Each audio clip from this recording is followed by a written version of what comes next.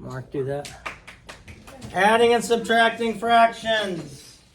You cannot add or subtract fractions unless they have the same denominator.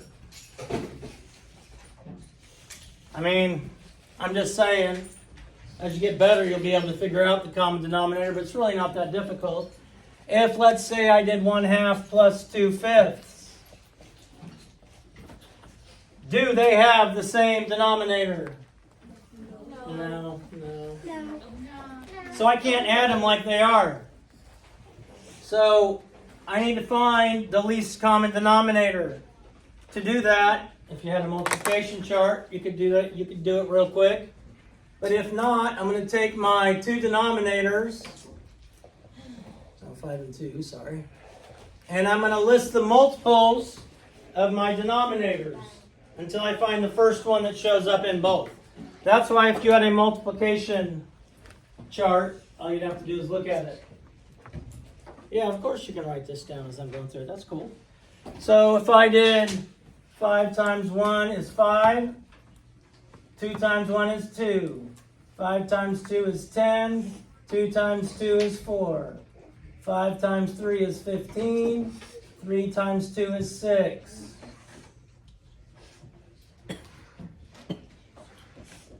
10 is the first number that shows up in both of those. That's a multiple of both of those. Sure, I don't care if you use a piece of paper and write this down. That's fine. 10 is the first one that's in both of those. So I need both of these fractions to have a denominator of 10. But you know I can't change the value, right? I can't just randomly change the value. That's cray-cray. So I'm going to have to multiply each of these by a fraction that equals 1.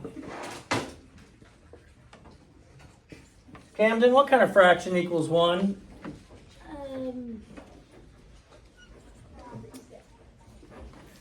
4/4. 4/4. If the numerator and denominator are the same, the fraction equals 1. If I multiply something by 1, it doesn't change the value. So what do I have to multiply by 2 to get 10? Anybody? 5. 5. I need that to equal 1, so I'm going to do 5 over 5. 2 times 5 is 10. 1 times 5 is? 5. Good, you just learned how to multiply two fractions. Straight across, yeah. 2 times 5 is 10. 1 times 5 is 5. That's how you multiply fractions, straight across. What do I multiply by 5 to get 10? 2. 2. So now I have 5/10 plus 4/10. I always go back and look at your sign, because when I passed back that paper last week, and you had 5 adding and 5 subtracting, which were these exact same problems. Some of you subtracted when you were supposed to add, or added when you were supposed to subtract. So we want to make sure we're doing the right thing. Now we have 5/10 plus 4/10 is what, not Tatiana? 5/10 plus 4/10.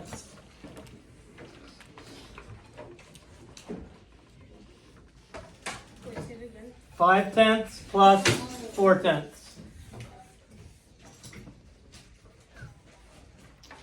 Obviously our denominator stays the same.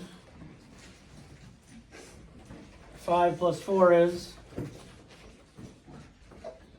Sorry, I still use my hands. That's fine, I don't care. I use my hands and toes too. It's all good with that. That's why the room smells like it does. I have to take my shoes off. 9, good. Now in my directions up there, it says your answers must be in lowest terms. So you simplify, you find the greatest common factor. And to do that, I take my numerator and denominator and I find the factors of each of them. The factors of each of them. Jack, can you tell me one thing that multiplies together to equal 9? I'm pretty sure down. Oh, wait. 3. Oh, yeah. 4, 6. No, we're whole numbers. What times what equals 9? Start with the easiest one. 1 times 9, good. Kason, you think of another one?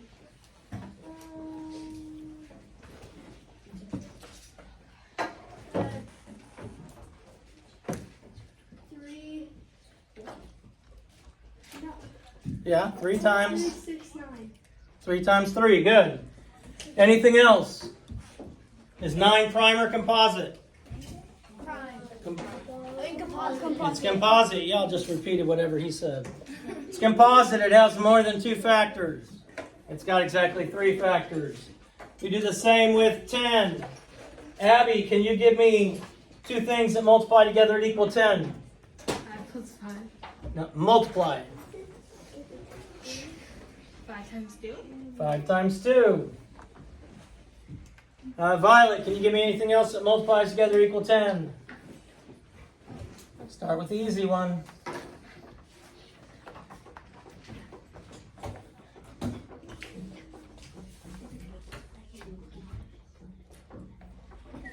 One times 10.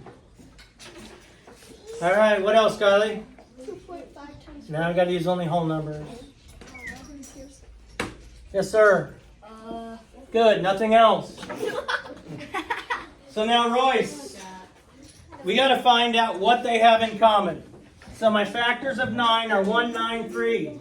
My factors of 10 are 1, 10, 5, 2. What do they have in common?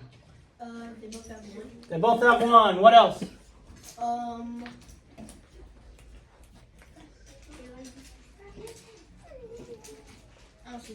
Nothing else.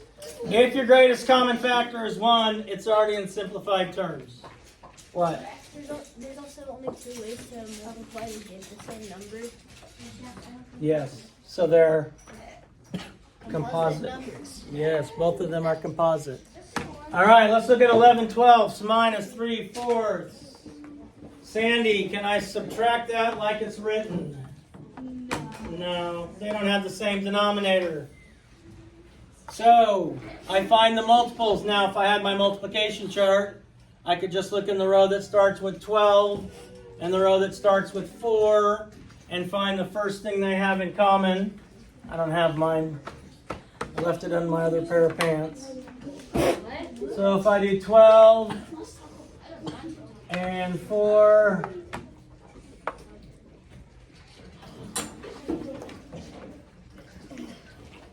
oh look, the first thing they both have in common is 12. So I need to change both of these so they have a denominator of 12. Now 11 twelfths also already has a denominator of 12, so I don't really need to do anything. However, 4 is not the same number as 12. 4 is a different number than 12. I need to multiply it by a fraction that equals 1. What do you think I should use, Troy?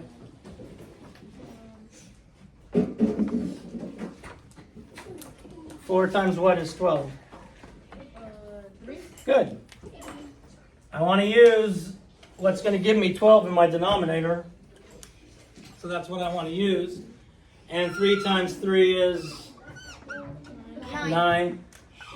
So I have 11 twelfths minus 9 twelfths. And I get what, Emily? 11 twelfths minus 9 twelfths. 2 twelfths. Now, I can tell right now that that's not simplified, because if both my numerator and denominator are even numbers, that means they can both be divided by what? 2. Every even number can be divided by 2. So if I divide these both by 2, It'd be 1/6. it would be 1/6. And I can see that 1/6 is the same as 2 twelfths. Same value, but remember, we're looking to get to bigger pieces if we can. And 1/6 would be the correct answer. 2 twelfths would be marked wrong. Because, that's the way I roll. 5, 6 plus 1/2 Can I add those like they are? No, Why not? because they have different denominators. Because they have different denominators. So I need to find my least common denominator for 6 and 2. Now, if you had a multiplication chart, you could look at it and see what number appears both first in both of the rows. It's got to be in both. What's the first number that shows up in both of them? Celine? Oh, 3. No. 12. 12. 6, 12, 2, 4, 6, 8, 10, 12. No. 12 is, no? No, it's No. 6. Oh, 6. 6 is the first one to show up in both of them. Oh yeah, I'm sorry. So I need to change these to 6. 5, 6 is already over 6. Now I need to multiply by a fraction that equals 1. Maya, what would I multiply 1/2 by? 2 times what's given me 6?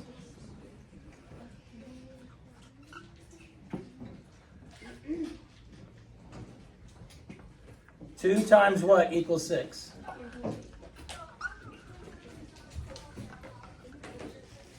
Count by 2s. Good. 2 times 3 equals 6. Which means I need to multiply by 3 over 3.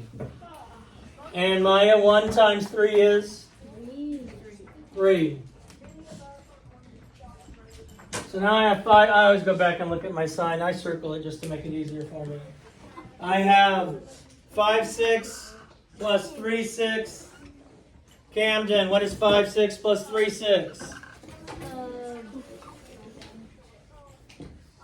1 and 2, 6. 1 and 2, 6?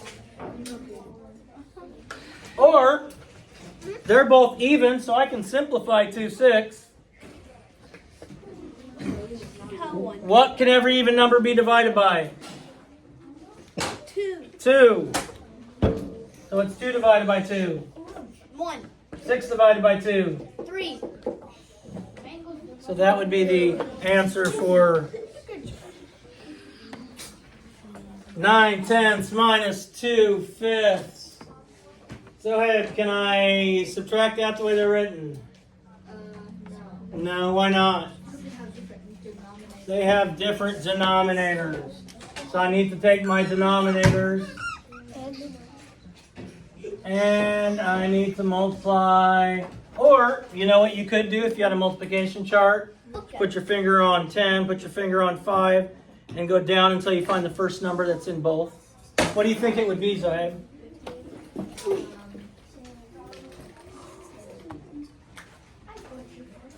Ten times 2 is 20. 5 times 2 is 10. 10.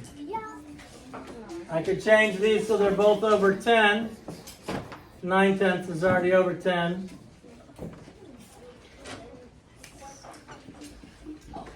What would I multiply by 5 to get 10? 2. Good. And let's just say I forgot. I've done the work already over here. So 2 times 2 is what? 4. 4. Now I go back and I always circle my symbol, my sign. I have 9/10. I subtract 4/10.